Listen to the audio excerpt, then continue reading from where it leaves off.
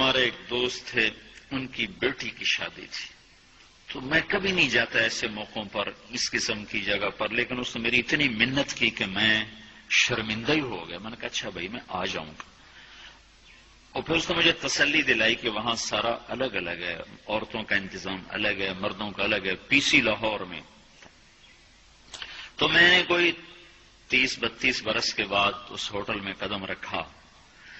ماضی کے دھندلکوں میں جھانکتے جھانکتے کتنی صبح کتنی شامیں وہاں گزری ہوئی تھیں غفلت کی. تو میں جب وہاں سے نکلنے لگا کھانے کے بعد تو عورتیں نکل رہی تھیں، اکثر بے پرد تھیں. تو وہاں گیلری میں مجھے کسی نے روک لیا، مجھ سے بات کرنے لگ گیا. میں کھڑا ہو گیا.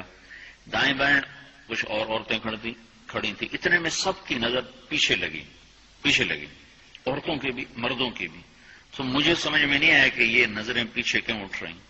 کیا دیکھا، میرے قریب سے ایک خاتون گزری جو سر سے لے کر پاؤں تک مکمل برقعے میں، ہاتھوں پہ بھی دستانے تھے اور پاؤں میں جرابیں تھیں، اور ایک بالکل سادہ سا برقع انہوں نے پہنا ہوا تھا.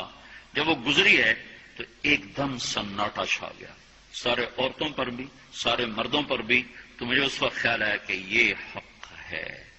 یہ سورج جب چمکتا ہے تو ہر ایک کو اس کی روشنی نظر آتی ہے. وہ عورت اتنے اعتماد سے گزری، ورنہ ایسے ماحول میں تو جنہوں نے پردے کیے ہوتے ہیں وہ پردے اتار دیتے، سر سے دوپٹے اتار دیتے. وہ اس میں اس طرح گزری، سب کی نظریں شرم و حیا سے جھک گئیں. وہ عورتیں جن کے دوپٹے کہیں جا رہے تھے ان کی بھی نظریں شرم و حیا کی وجہ سے جھک گئیں. یہ مسلمان عورت کی پہچان ہے. یہ فاطمہ کی بیٹی ہے، یہ خدیجہ کی بیٹی ہے. یہ مغرب کی ننگی بیٹی نہیں ہے کہ جہاں ماں بیٹی کا تصور ختم کر دیا گیا ہے. اب وہ گندگی ہماری طرف پھینکنا چاہتے ہیں، وہ ہمیں یہ گند چاٹنے پر لگانا چاہتے ہیں. اور ہم اللہ کی منت کر رہے ہیں، یا اللہ تو اس نظام کو توڑ دے. ہماری تو بے بسی ہے. ہماری بیٹیوں کے سر سے دوپٹے اتر گئے، کپڑے مختصر ہو گئے. عجب حال ہے. حیا پتہ نہیں کہاں ہی روٹ کے چلا گیا، نظر ہی نہیں آتا. پہاڑوں میں جا کے بھی ڈھونڈا، وہاں بھی نہیں ملا. صحراؤں میں گئے، دریاؤں میں گئے، کہیں نہیں ملا. کبھی ایک صفت ہوا کرتی تھی، آج پتہ نہیں کہاں سے ملے گی، کس بازار سے ملے گی. وہ منڈیاں ہی بند ہو گئیں.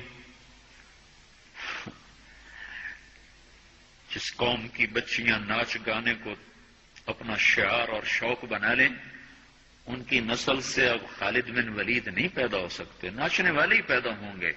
محمد بن قاسم نہیں پیدا ہو سکتے، طارق بن زیاد نہیں پیدا ہو سکتے.